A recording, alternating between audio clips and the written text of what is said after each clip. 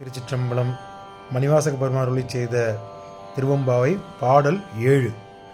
அன்னே இவையும் சிலவோ பல அமரர் உண்ணுதற்கு அறியான் ஒருவன் இருஞ்சீரான் சின்னங்கள் கேட்பத சிவனென்றே வாய் திறப்பாய் தென்னான என்னா முன்னம் தீசேர் மெழுகுதொப்பாய் என்னா முன்னம் தீசேர் மெழுகொப்பாய் என்னானே என் அரையன் இன்னமுது என்று எல்லாமோ சொன்னாமோம் கேள்வோம் வென்றாய் இன்னம் துயிலுதியோ வண்ணஞ்சம் பேதையர் போல் வாழா கிடத்தியாள் வண்ணஞ்சம் பேதையர் போல் வாழா கிடத்தியாள் என்னே துயிலே பரிசேலோரெம்பாவாய்.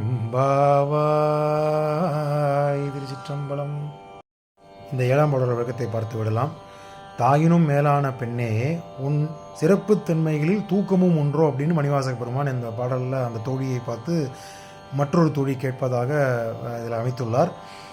தேவர்களால் சிந்திப்பதற்கு அரியவன் என்றும் மிகுந்த புகழுடையவன் என்றும் சிவனுக்குரிய திருநீரு ருத்ராட்சம் முதலான சின்னங்களை அணிந்தவர்களை கண்டாலே நீ சிவ சிவ என்று உன் வாயினால் அவர்களை வணங்குவார். வாயிலால் புகழ்ந்து பாடி அவரை வணங்குவ. அப்படிப்பட்ட இறைவனை நாங்கள் தென்னாருடைய சிவனையை போற்றி என்று சொல்லும்போது தீயில் பட்ட மெழுகை போல உருகி உணர்ச்சி வசப்படுவ. அந்த சிவன் எனக்குரியவன், என் தலைவன், இனிய அமுதன் என்று எல்லாம் அவரை பற்றி புகழ்ந்து பேசுவ. இதையெல்லாம் கேட்டும் இன்று உன் உறக்கத்திற்கு என்ன காரணம் அப்படின்னு கேட்கிறார். பெண்களின் நெஞ்சம் இறுக்கமாக இருக்கக்கூடாதுன்னு இந்த பாடலில் மேற்கோள் காட்டுகிறார். ஆனால் நீயோ இவ்வளவு தூரம் சொல்லியும் இன்னும் எழாமல் இருக்கின்றாய்.